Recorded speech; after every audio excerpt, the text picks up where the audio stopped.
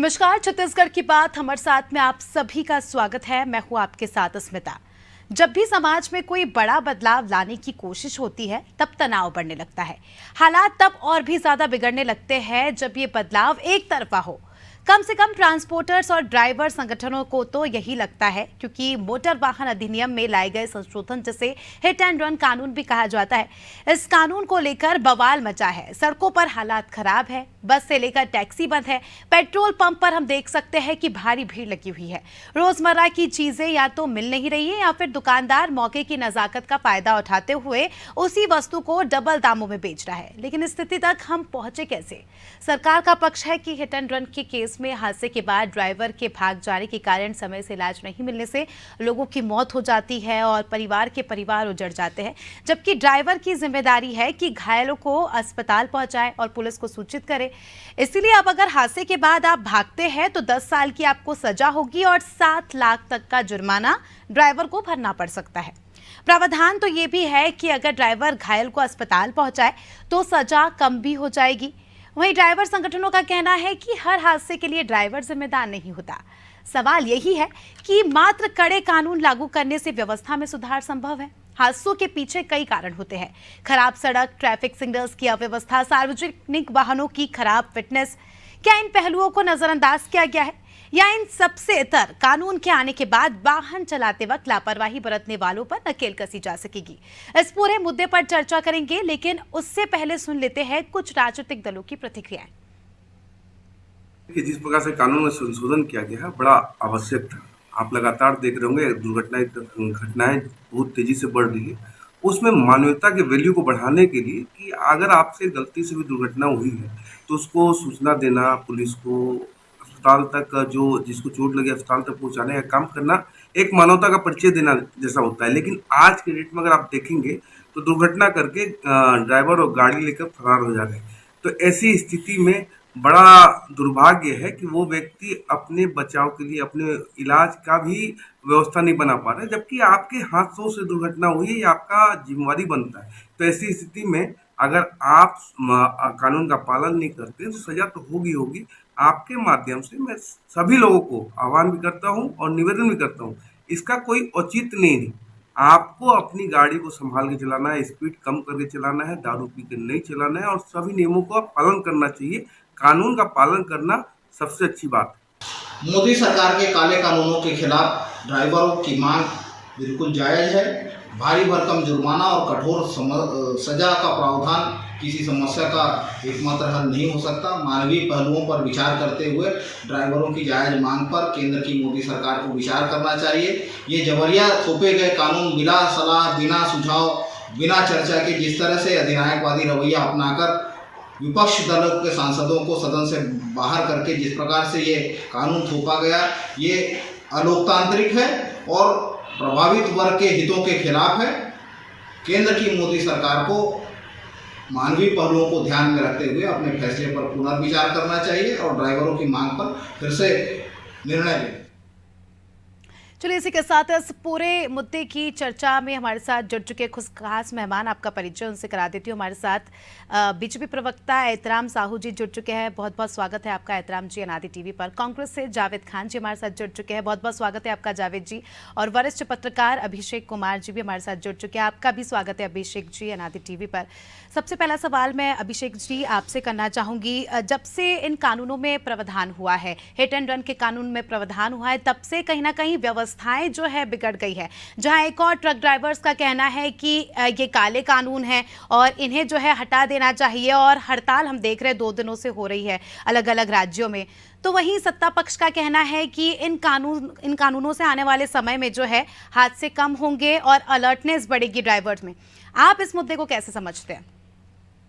देखिए, जब से इस कानून को पहले ये इंडियन पिनल कोड के नाम से जाना जाता था, अब इसको हम भारतीय न्याय संहिता के नाम से जाने, BNS। तो ये चूंकि अभी रिसेंट में प्रेसिडेंट स्टैंड अपना दे दिए हैं, इनकी अनुमति मिल गई है।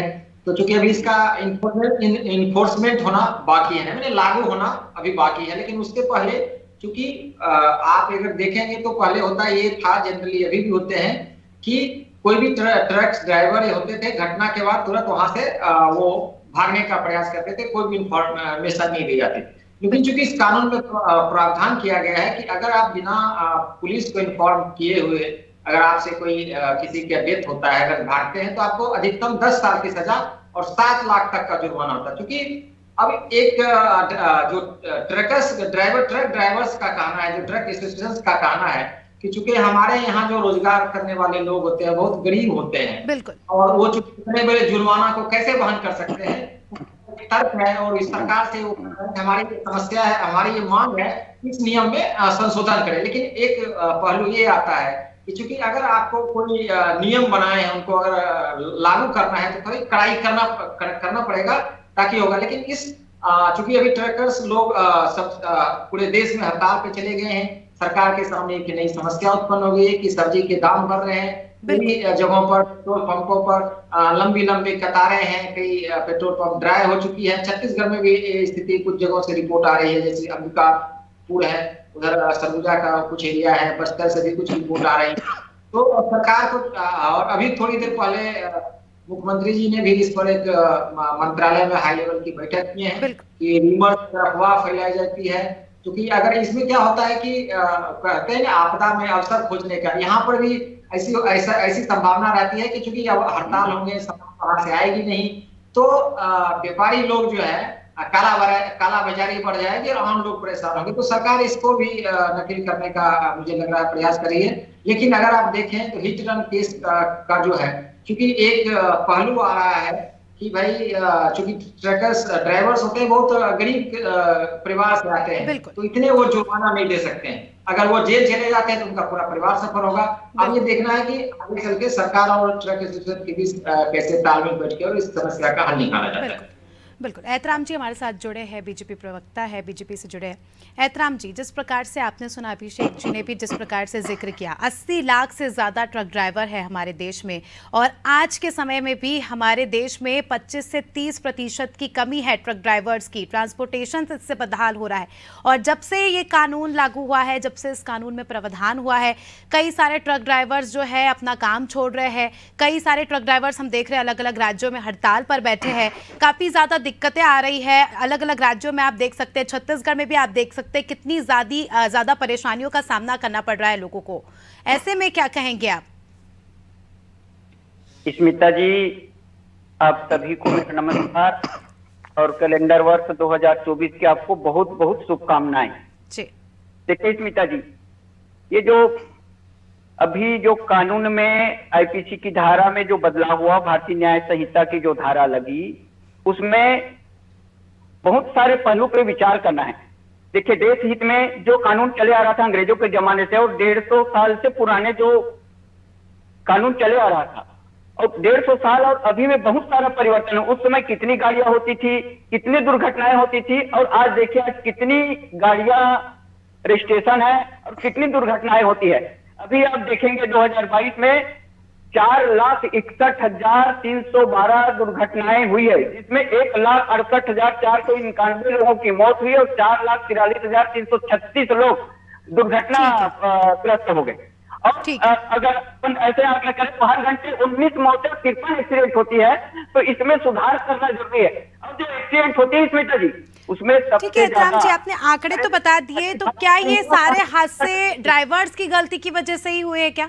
ये जो आपने बताए आंकड़े, जितनी मौतें होती है, जितने हादसे होते हैं, तो इनमें सिर्फ और सिर्फ ड्राइवर की ही गलती रहती है और कोई इसके आयाम नहीं होते इन हादसों के? ड्राइवर की गलती से भी होती है और ड्राइवर की गलती दुर्घटना हो जाती है। इसीलिए तो जो आकस्मिक दुर्घटना हो जाती है उसमें ड्राइवर रुक के जो पीड़ित पक्ष है उसको हॉस्पिटल पहुंचाए और उसके इलाज की व्यवस्था करे। या एहतराम जी, आपको ऐसा लगता है हमारे देश में जब भी कोई हादसा होता है, अगर कोई बड़ा वाहन, किसी बड़े वाहन से अगर हादसा हो और अगर सामने वाला कोई छोटे वाहन पे हो या पैदल हो, तो गलती बड़े वाहन की ही मानी जाती है, बड़े वाहन चालक की ही मानी जाती है। और जब भीड़ इकट्ठा होती है तो भीड़ ये सुनने को रेडी नहीं होती कि किसकी गलती, किस वजह से हादसा हुआ। भीड़ आक्रामक हो जाती है उस ड्राइवर पर, तो उसको लेकर क्या कहेंगे? ड्राइवर्स का यही कहना है कि हम अपनी जान बचाने के लिए भागते हैं और अगर नहीं भागेंगे तो हमें भीड़ मारेगी। भी कानून है, ड्राइवर जो है, अब ड्राइवर के साथ जो मारपीट करेंगे उनके ऊपर भी कार्रवाई होगी। इसके पहले जब कार्रवाई नहीं होती थी, जैसे मां ब्लीचिंग के लिए कड़ा प्रावधान नहीं था, अब मां ब्लीचिंग के लिए कड़ा प्रावधान है, उनके लिए भी आजीवन कारावास और मौत की सजा है। तो जो गलती करेंगे उनको तो सजा मिलेगी। अगर इस गलती के कारण किसी को तड़प कर छोड़ दिया जाए तो जो दुर्घटना में जो बेमौत मारे जा रहे हैं उनके क्या होगा? ठीक है एहतराम जी। जावेद जी हमारे साथ जुड़े कांग्रेस से। जावेद जी, क्या कहेंगे आप इन कानूनों को लेकर, क्योंकि लगातार विपक्ष भी जो है कई सारे सवाल उठा रहा है, काले कानून, आपकी पार्टी भी काले कानून कह रही है इन कानूनों को, तो क्या कहेंगे आप इसको लेकर? नमस्कार स्मिता जी, आपको, आपके सभी दर्शकों को, सभी मीडिया पैनलिस्ट को मेरा नमस्कार। देखिए 2014 के बाद से जिस तरह से भारतीय जनता पार्टी को देश की जनता ने पूर्ण बहुमत दिया, उसके बाद से देश के प्रधानमंत्री और देश के गृह मंत्री जी को ऐसी सनक पैदा हो गई है उनके दिमाग में खुद को अमर कराने की कि ऐसे ऐसे कानून वो लेकर के आ रहे हैं। सीएए, एनआरसी लेकर के आए, मुसलमानों को समझ नहीं आया, जो देश की जनता को समझ नहीं आया। 3 कृषि कानून लेकर के आए, किसानों को समझ नहीं आया। 3 तलाक लेकर के आए, मुसलमानों को समझ नहीं आया। और अब हिट एंड रन का कानून लेकर के आ रहे हैं, इसमें ट्रक ड्राइवरों को समझ नहीं आ रहा है। तो भाई आप पहले कोई कानून लेकर के आ रहे हैं तो उससे जुड़े हुए लोगों को पहले विश्वास में तो लीजिए। होता ही है ना जावेद जी, कुछ बदलाव होते हैं तो उसका विरोध भी होता है, कुछ लोग एक्सेप्ट भी करते हैं उसे। देखिए स्मिता जी, एक बात आप मुझे बताइए, अभी आपने ही जिक्र किया कि ट्रक ड्राइवर अगर रुक जाता है तो उसे भीड़ क्या छोड़ देगी? भीड़ तो उसको अपना सब कुछ गुस्सा उतार देगी, वो जिंदा भी बचेगा कि नहीं बचेगा। एहतराम साहू जी कह रहे हैं उसमें मॉब लिंचिंग का मामला है, तो ये सारी चीजें को आप स्पष्ट करिए ना, उसमें जोड़िए। दूसरी बात, आप अगर कह रहे हैं कि उसमें मुआवजा जो है 7 लाख रुपए आप कह रहे हैं, तो वो मुआवजा का प्रावधान ट्रक ड्राइवर की बजाय इंश्योरेंस कंपनी के ऊपर डालिए ना। जो गाड़ी, जो ट्रक चला रहा है गाड़ी, उसका इंश्योरेंस आप लेते हैं ना, बिना इंश्योरेंस के गाड़ी वाहन चलाना तो गैर कानूनी है। तो ये सारी चीजों को आपको लाना पड़ेगा। भाई देखिए, एक 80 लाख से ज्यादा ट्रक ड्राइवर है, 5,000, 7,000, 10,000, ज्यादा से ज्यादा 12,000 रुपए इनकी तनख्वाह होती है। इस पे ये नौकरी कर रहे हैं, जान हथेली पे लेकर के चलते हैं। और देखिए पूर्व में कानून थे, कानूनों में ऐसा तो था नहीं कि उनको सजा नहीं मिलती थी। 2 साल की सजा का कानून था, हाँ उसमें उनको जमानत मिल जाती थी और उसके बाद पुलिस इन्वेस्टिगेशन करती थी, न्यायालय में मामला चलता था। और अगर ट्रक ड्राइवर लेकिन बीजेपी का तो ये भी कहना है ना कि अगर ड्राइवर घायल की मदद करता है, उसे अस्पताल पहुंचाता है, तो सजा जो है कम हो जाएगी या कुछ एहतियात यहाँ पर बरता जाएगा। पार्टी का तो ये भी सजा कम होगी, कितनी, ये स्पष्ट कर रहे हैं, कितनी सजा कम हो जाएगी? 10 साल की सजा 5 साल हो जाएगी। 7 लाख का जुर्माना जो ये मुआवजा है वो 2.5 लाख का जवाब लेंगे एहतराम जी। हो जाएगा। काफी ज्यादा हम देख सकते हैं कि यहाँ पर असमंजस की स्थिति है। कानून तो लागू कर दिए गए लेकिन स्पष्टता यहाँ पर नहीं देखी जा रही है। स्मिता जी, हिट एंड रन की धारा लागू होने पे उसको तुरंत सजा नहीं मिल जाएगी। उनके ऊपर न्यायालय में मामला चलेगा, न्यायालय में उनके वकील रहेंगे और उनके वकील उसमें तर्क करेंगे। वो अगर उनका पक्ष एक्सीडेंट अगर जानबूझकर नहीं किया है तो निश्चित रूप से उनको सजा नहीं होगी, और उनकी लापरवाही अगर दिखेगा तो उनकी सजा होगी। उनको भी पक्ष मिलेगा, उनको पक्ष में न्यायालय में अपनी बात। जांच के क्या आयाम होंगे, किस आधार पर जांच होगी? जिस प्रकार से आप कह रहे हैं कि जांच होगी, ये इतना आसान तो नहीं होगा। जमानत मिलेगी, जमानत मिलेगी कि वो जेल में रहेगा? जमानत मिलेगी ड्राइवर के जेल में रहेगा, ये बताइए। जब तक वो दोषी साबित होता है या निर्दोष साबित होता है, तब तक वो जेल में रहेगा कि जमानत मिलेगी? बताइए आप। इस देश के और जब तक वो जेल में रहेगा उसके परिवार को कौन पालेगा? ठीक है जावेद जी, आपकी सवाल हो गया, एहतराम जी आप जवाब दीजिए। देखिए, संविधान और कानून सबकी रक्षा के लिए बना है, और जो अभी कानून बना है वो सबकी रक्षा के लिए है। इस देश में अधिकांश जो मौतें हैं वो एक्सीडेंट में होती है और कौन एक्सीडेंट करता है ठीक है पता नहीं एतराम चलता। जी, एक्सीडेंट की दूसरी वजह भी होती है। कई बार सड़क इतनी ज्यादा बदहाल होती है कि उसमें गाड़ी चलाना मुश्किल हो जाता है। कई बार साइन बोर्ड्स नहीं लगे होते सड़कों पर, जिससे ड्राइवर को समझ नहीं आता है कि आगे गड्ढा है या आगे किस प्रकार का मोड़ है। कई बार जो है गाड़ी का फिटनेस टेस्ट नहीं होता है। कई बार गाड़ी में वो सुविधाएं नहीं होती है, ट्रक्स में वो सुविधाएं नहीं होती है जो ड्राइवर्स को मिलनी चाहिए। ये भी कई सारे आयाम है एक्सीडेंट्स होने के। तो क्या इस पर भी कानून लाया जाएगा? जवाब दीजिए। देखिए ट्रकों में अगर सुविधाएं नहीं है तो किसकी गलती है? उस ट्रक मालिक की गलती है। विभाग क्यों नहीं इस चीज की जांच करता? जो इसका जिम्मेदार विभाग है, तो इस हिसाब से तो विभाग पर भी कार्रवाई होनी चाहिए, मालिक पर भी कार्रवाई होनी चाहिए। जो ड्राइवर, जिस प्रकार से जावेद जी ने भी जिक्र किया, 300 रुपए हर दिन की कमाई पर ट्रक चलाता है, 18-18 घंटे तक ड्राइव करता है ताकि सामान इधर से उधर जा सके, उनके साथ इतनी सख्ती क्यों बरती जा रही है? ड्राइवर के लिए जो एक्सीडेंट करेगा, जो एक्सीडेंट होगी उसके लिए। आप देखेंगे स्मिता जी, कितने ड्राइवर शराब पी के गाड़ी चलाते हैं, शराब पी के। इसको लेकर कानून बनाइए, जांच क्यों नहीं होती? फिर ऐसे कैसे शराब पीकर गाड़ियां चल जाती है सड़कों पर? आपका आरटीओ है, आपका जो पुलिस विभाग है, वो क्या करते रहता है? आरटीओ क्या करते रहता है? केवल वसूली करने के लिए बैठता है क्या? हाईवे पे आरटीओ उड़न दस्ता जो बैठता है वो वसूली के लिए बैठता है क्या?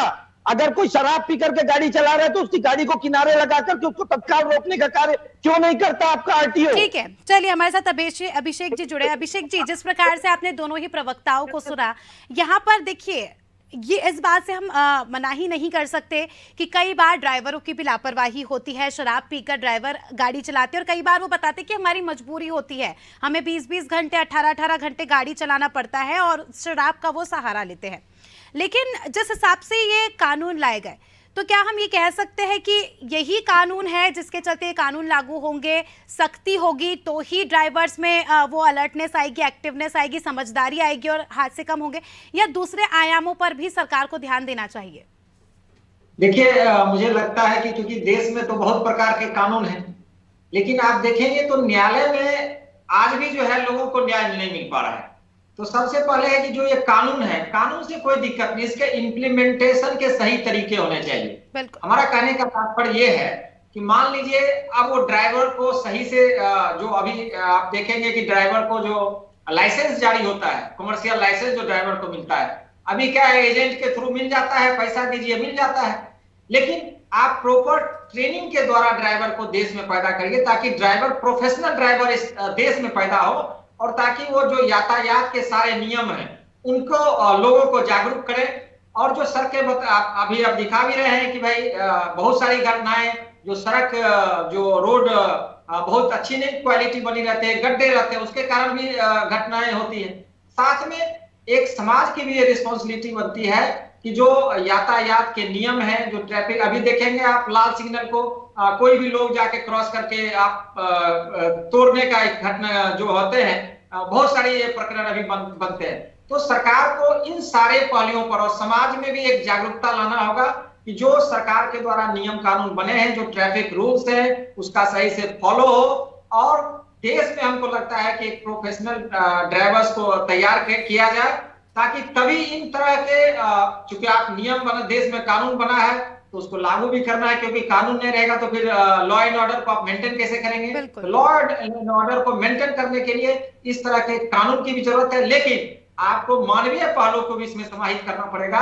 तभी जब मानवीय पहलू समाहित होंगे तभी देश में सभी लोगों को न्याय मिलेगा। अगर मान लीजिए एक ड्राइवर है, 12,000 की तनख्वाह कमा रहा है, 20,000 की तनख्वाह कमा रहा है, अगर आपको उससे 7 लाख हर्जाना करेंगे तो ड्राइवर तो सफर होगा, उसका पूरे परिवार सफर होगा, तो परिवार तंगी के हालत से गुजरेंगे। मुझे लगता है कि सरकार को इसमें मानवीय पहलुओं को देखते हुए, एक जो अभी हड़ताल है, क्योंकि हड़ताल से पूरा देश प्रभावित हो रहे हैं और छत्तीसगढ़ भी प्रभावित है, तो मुझे लगता है कि सरकार को इसमें कोई एक बीच का रास्ता निकालकर और कानून को भी सही से लागू हो, ताकि अगर मान लीजिए कोई ड्राइवर हिट एंड रन है, अगर भाग रहा है, लापरवाही है, तो कानून का काम है कि अगर वो लापरवाही करेंगे तो सजा तो मिलेगी, लेकिन वो बिल्कुल सरकार को अभिषेक जी, देखना। और हमारी भी यही मांग है और जनता भी यही चाहती है कि कोई बीच का रास्ता निकाला जाए, क्योंकि देखिए 2 दिन की हड़ताल ने ट्रक ड्राइवर्स की अहमियत यहाँ पर बता दी है। जिन ट्रक ड्राइवर्स के बारे में हम कभी सोचते भी नहीं होंगे, 2 दिन वो हड़ताल पे बैठ गए, 2 दिन ट्रांसपोर्टेशन ठप हो गया, तो हमें समझ में आ गई कि उनकी कितनी इंपॉर्टेंस है।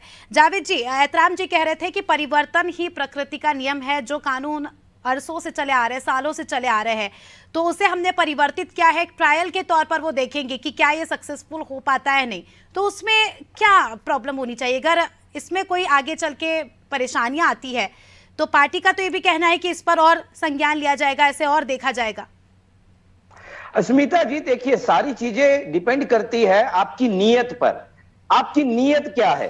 पहले तो आप संसद में विपक्ष के सांसदों को संसद से बाहर बैठवा देते हैं और ऐसे कानूनों को लाते हैं जिसपे बहस तक नहीं करते और कानूनों को थोपने का कार्य करते हैं। उसके बाद उन जो कानून आप लेकर के आ रहे हैं, जिनसे जुड़ा हुआ कानून है, उनकी भी कम से कम थोड़ी जानकारी ले लेते हैं, उनकी क्या स्थिति है, वो कैसे जिएंगे, कैसे खाते हैं, कैसे रहते हैं। मैंने अभी पूर्व में आपसे कहा कि ये जो जुर्माने वाला पैच है इनका, वो जुर्माने का पैच अगर ये इंश्योरेंस कंपनी के ऊपर अगर डाल देते तो क्या जाता है इनका? इंश्योरेंस कंपनी की इंश्योरेंस कंपनी है ना भाई। आपकी क्या भूमिका रहेगी? आप इन कानूनों को एक्सेप्ट नहीं करते हैं, ट्रक ड्राइवर्स का साथ देते, विपक्ष के तौर पर अब कांग्रेस की क्या भूमिका रहने वाली है? देखिए, हमारा विपक्ष के तौर पर ऐसे काले कानूनों के खिलाफ हम पहले भी खड़े थे, 3 कृषि कानूनों के खिलाफ भी हम खड़े हुए थे और सरकार को वापस लेना पड़ा था। ऐसे कानूनों के खिलाफ जब तक इसमें जो ट्रक ड्राइवरों की जो संशोधन की मांग है वो पूरी नहीं होती, हम इनके साथ में खड़े हैं। और दूसरी मैं एक महत्वपूर्ण चीज बोलता हूं, ये सरकार को, केंद्र सरकार को भी और छत्तीसगढ़ राज्य सरकार को भी पता था कि ट्रक ड्राइवर 1 जनवरी से 3 जनवरी तक हड़ताल में जा रहे हैं, तो ऐसी व्यवस्था प्रदेश में क्यों नहीं करी गई, देश में क्यों नहीं करी गई? जवाब एहतराम जी से ले लेंगे। एहतराम जी, अब आपकी सरकार बन गई है, इस तरह की हड़ताल हो रही है, काफी ज्यादा परेशानियां हो रही है, लोगों को सब्जियां नहीं पहुंच पा रही है, दूध नहीं पहुंच पा रहा है, कई सारे सामान ऐसे हैं जो छत्तीसगढ़ में नहीं आ पा रहे, प्लस धान खरीदी अभी चल रही है, किसानों को काफी ज्यादा दिक्कत हो रही है अपने धान को एक जगह से दूसरी जगह पहुंचाने में। तो ऐसे में अब सरकार का क्या एक्शन होगा? अभी थोड़ी देर पहले ही बैठक हुई थी, क्या कुछ आने वाले समय में आप करने वाले, क्योंकि कल का दिन भी इसी प्रकार की हड़ताल देखी जाएगी और हम कह नहीं सकते कि उसके बाद भी कब तक ये हड़ताल का सिलसिला चलेगा, तो ऐसे में छत्तीसगढ़ में क्या कुछ व्यवस्थाएं हैं? देखिए, छत्तीसगढ़ में हमारे मुख्यमंत्री जी और हमारे सभी मंत्री चिंतित हैं और वो इसका रास्ता निकाल रहे हैं। जैसे कि अभी जावेद जी बोल रहे थे, संसद के बाहर सांसदों को निकालकर यह निर्णय लिया गया। संसद के बाहर नहीं निकाला गया, गर्भगृह में जाने से जो एक संवैधानिक नियम है, एक मर्यादा। अरे भैया, जो विपक्ष का सांसद सवाल पूछ रहा था आपसे, विपक्ष का सांसद सवाल नहीं पूछेगा, संसद की सुरक्षा को लेकर के सवाल पूछा जा रहा था। देश के केंद्रीय गृह मंत्री अगर ठीक है, हमारा मुद्दा यहाँ पर संसद नहीं है, हमारा हड़ताल का मुद्दा है। और जावेद जी, मुद्दे से मत भटकिए, एहतराम जी से जवाब ले लेंगे। आप भी चाहते हैं ना कि अब आपको भी पता चले कि छत्तीसगढ़ में क्या कुछ व्यवस्थाएं होने वाली है, क्योंकि परेशानी तो आपको भी होगी, हमें भी होगी यहाँ पे। तो अस्मिता जी, अगर कोई तैयारी होती तो 2 दिन में इतनी बुरी स्थिति अभी बैठक हुई है, उनसे लेते ना, उनके पास होगी जानकारी। जी एहतराम जी, आप सुन लीजिए एक बार, लेकर चले इन्होंने, आप शांति से सुन लीजिए, फिर आपसे भी पूछ लिया जाएगा सवाल। ठीक है, क्लोजिंग से जल्दी से आप 30 सेकंड में अपनी बात कंप्लीट कीजिए एहतराम जी, हमारे पास समय की कमी है। अगर कोई कानून बनता है अस्मिता जी, तो चाहे पक्ष हो विपक्ष हो, इससे सबको मिलकर इसमें काम करना चाहिए। एक पहलू को नहीं देखना चाहिए, दूसरा पहलू देखे ना, जो बेमौत मर जाते हैं, जिनके घर बेघर हो जाते हैं, जिनके घर परिवार में कोई नहीं होता, इन दुर्घटनाओं से, अचानक ऐसे हुए हादसों से उन परिवारों के ऊपर क्या हो जाता है। जो ड्राइवर अगर सावधानी से गाड़ी चला ले तो दुर्घटनाएं काफी ठीक है। अब देखने वाली बात होगी कि आगे क्या कुछ चीजें होती है, क्योंकि अभी महज 2 ही दिन हुए हैं और अगर ये और सिलसिला आगे ऐसा बढ़ता रहा तो जाहिर सी बात है आपको भी परेशानी होगी, हमें भी होगी और तमाम देश की जनता को परेशानियों का सामना करना पड़ सकता है। फिलहाल इस चर्चा में इतने, आप सभी का बहुत बहुत शुक्रिया हमारे साथ जुड़ने के लिए। तो देखिए, ट्रक ड्राइवरों की क्या अहमियत है हमारी जिंदगी में, ये अहमियत हमें 2 दिन में पता चल गई है। 2 दिन हुए हैं महज, ट्रक ड्राइवरों ने अपना काम छोड़ दिया, हड़ताल पर बैठ गए और हमारा जीवन अस्त व्यस्त हो गया। हालांकि अब देखना खास ये होगा कि सरकार क्या अपने कानून वापस लेती है या कानून में बदलाव होता है आने वाले समय में, या फिर ये सिलसिला ऐसा ही हमें देखने को मिलने वाला है या कोई बीच का रास्ता इस समस्या का निकलता है। ये देखने वाली बात होगी। फिलहाल छत्तीसगढ़ की बात में इतना ही। दीजिए हमें इजाजत। देखते रहिए नादी टीवी। नमस्कार।